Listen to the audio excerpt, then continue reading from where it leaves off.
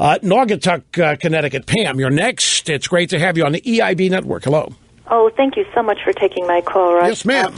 I wondered to give your opinion. Do you think it was any coincidence that Donald Trump yesterday comes out with his comments on Muslims so that he ensures that he dominates the media with his comments rather than Ted Cruz, who is now first in Iowa? You know, you were very shrewd, because in the opening half hour of this program, I asked people to look at the politics of what Trump had done and what he had said. And I think you're exactly right. I don't know specifically that Trump said, you know what, I have to say something crazy. I have to go out there and say, you know what, we're going to deport everybody. I got to get it. But I think, you know, Trump doesn't want to lose Iowa. Mm-hmm. And here's Cruz is surging. Cruz is really, that's another story I have in the stack to get to later. Cruz is really surging in Iowa. I mean, to the point now that some in the professional political science world are opining Cruz could win it going away. Now, it's early.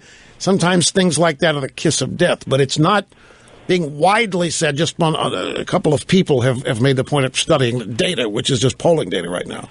But I think your question is entirely possible. The answer to your question, yeah, it's entirely possible. Yeah. And it also prevents Donald Trump from attacking Ted Cruz, which Senator Cruz doesn't attack Donald Trump, and Donald Trump doesn't attack Senator Cruz. But it's kind of a skillful way around it that he'll control the media so that he doesn't get the attention to help his ratings. Well, I've got a guy waiting on hold here. Thank you, sir. Wait, no. That was not to tell you to go away. Okay, sir. No. I never would dismiss callers like that.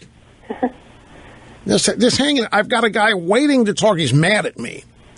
He thinks that Cruz is actually saying the stuff Trump says first, but in a much less bombastic way, and that Trump is stealing what Cruz is saying, and he's upset with me for not pointing that out.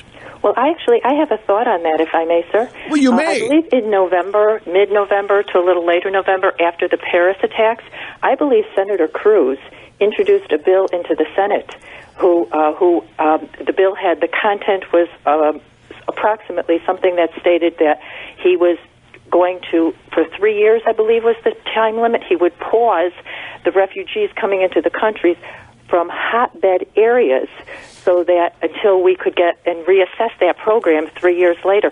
So I think Senator Cruz had it first. See?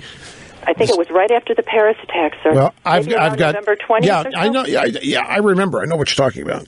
But the Cruz people are also smart folks, and they're paying attention, and they're very much aware of what's going on here.